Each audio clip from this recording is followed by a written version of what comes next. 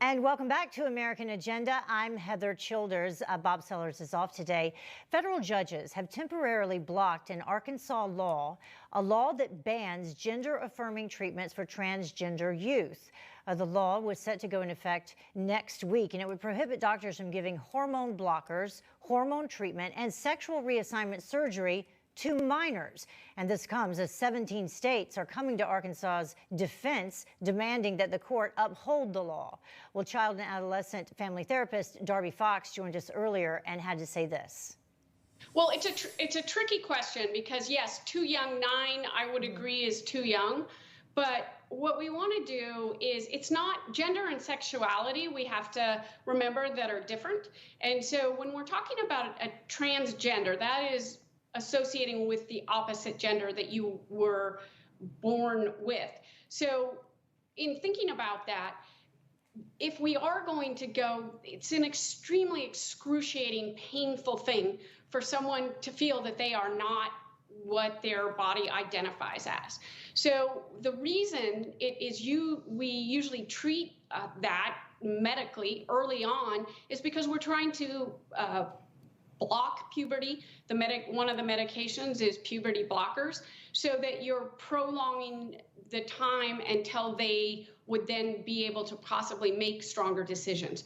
Hormone therapy is different, but I'm not really aware that a lot of people are giving hormone therapy to 9-year-olds. It's inappropriate because they really aren't experiencing sexual hormones at that stage anyway. So rapid fire opinions. David, begin with you.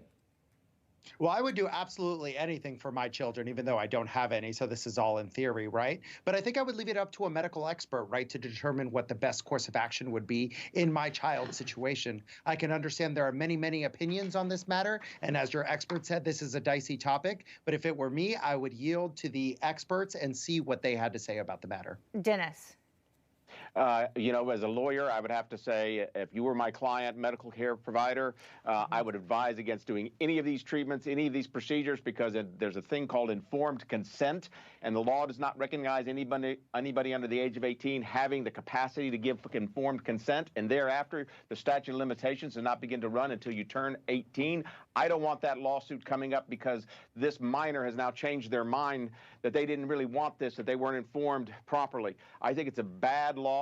I think it's a terrible thing to see us go, and I think that lawsuits will ensue thereafter as a result of it. And we're talking about kids that could be as young as 9 years old, using puberty blockers and blocking their hormones. Stacy?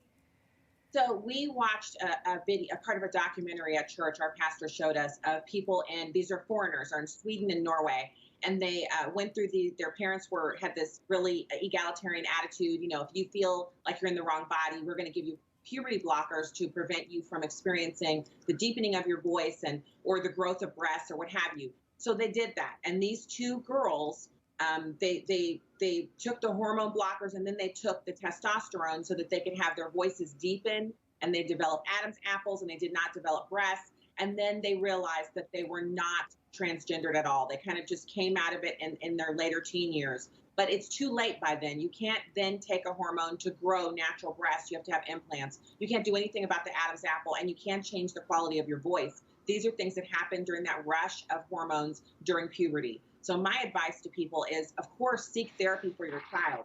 Support them, but don't give them any hormones, because these are decisions made by an undeveloped mind. Your mind is not fully developed as a man until you're 25. For a woman, it's probably 18 to 20 where your brain is fully developed, but you still have a hormonal imbalance and you are not fully mature enough to make these decisions about what your body is going to be for the rest of your life. So it's up to parents to make that proper choice. And for me, I will protect my children even from themselves, because regret is the very worst thing you can carry around with you for the rest of your life. You can grow out of gender dysphoria. You cannot regrow body parts that you hindered because you made poor choices or your parents made poor choices when you were a child. Yeah, it does seem like we're headed down a troubling road with this. Stacy Washington, David Grosso, and Dennis Ross, thank you all very much for joining us. As always, we appreciate it today. Thank you. And we'll have more of American Agenda right after this. Stay with us.